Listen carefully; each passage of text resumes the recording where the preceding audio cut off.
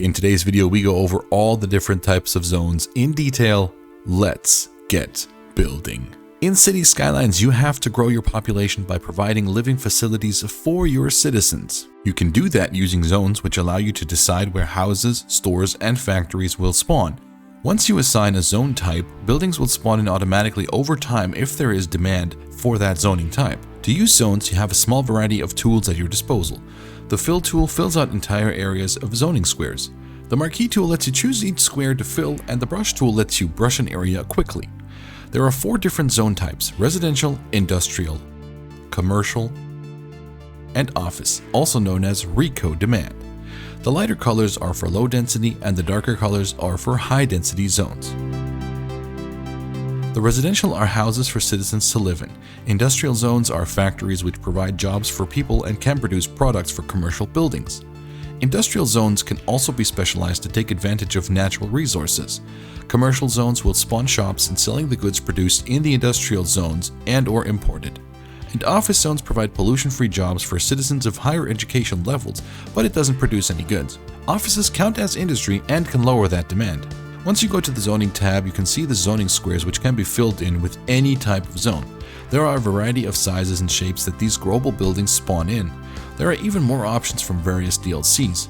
The front of these buildings will always be adjacent to the road they are zoned on. You need to make these zoned areas attractive enough for residents and businesses to move in.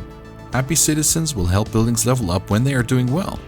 Leveled up employment buildings provide more and better quality jobs, and leveled up residential buildings have more and wealthier residents. At the start of your game, you have the low density residential, commercial, and the industrial zoning unlocked. At a later point in the game, you unlock the high density residential and commercial as well as the office zones. The low density residential is more attractive for families but can also attract elderly or students.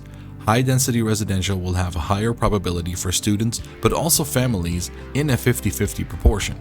An interesting thing to note is that low-density residents will prefer to use their cars or ride bikes, while high-density residents will prefer public transportation. High-density buildings can in general cause more traffic though, clogging up smaller roads. Your industry and commercial zones can also cause heavy traffic congestion if goods need to be imported rather than be produced through your local industry. Residential zones can be specialized to be either self-sufficient buildings or wall-to-wall buildings.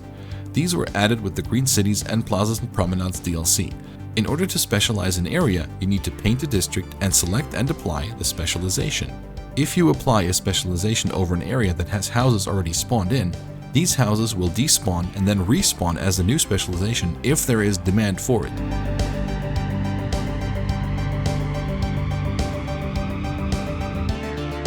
Commercial zones can be specialized into 4 types in addition to their generic type.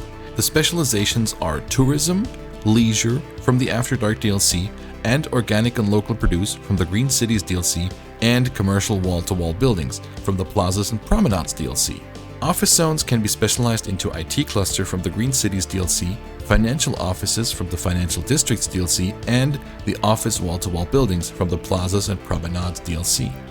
Industry areas can also be specialized to take advantage of the natural resources of a map. The resources on a map are forest, fertile land, ore, and oil.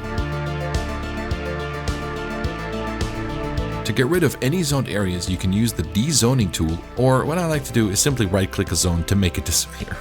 Already spawned areas can be rezoned with a different zone type. As long as you have the demand for that zone type, the old buildings will disappear and make room for buildings of the new zone type.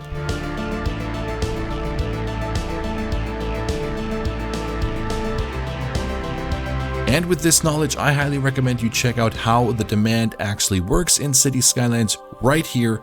Thank you all so much for watching. Have a great rest of your day, and please stay safe out there. Bye-bye.